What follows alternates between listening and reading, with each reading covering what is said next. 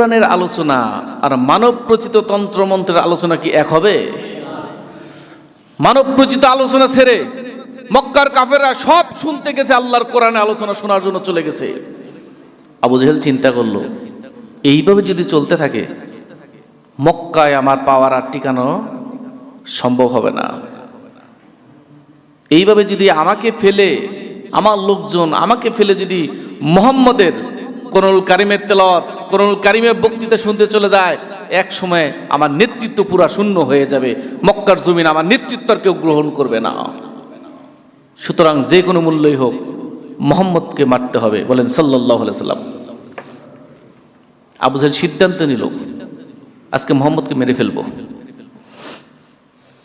কিন্তু এখন কেমনে মারবে? কারণ আল্লাহ রাসূল কোরআনুল কারীম থেকে বক্তৃতা দিচ্ছে, এখন তো লোকজন ভরা, মারা যাবে না। কিন্তু আবু জেহেল খুব চালাক ছিল, সে চুপচাপ বসে রয়েছে। কখন বক্তৃতা শেষ হয়, সব লোকজন চলে যায়, মুহাম্মদ একা থাকে, তখন আমি তাকে আক্রমণ করে তাকে মেরে ফেলবো। কারণ মুহাম্মদ যদি জীবিত থাকে, আল্লাহর কোরআন যদি মানুষকে শোনায়, মানুষ কোরআনের দিকে ধাবিত হবে, আমার নেতৃত্ব মানুষ আর গ্রহণ করবে না। এই চিন্তাটা ছিল আবু জেহেলের।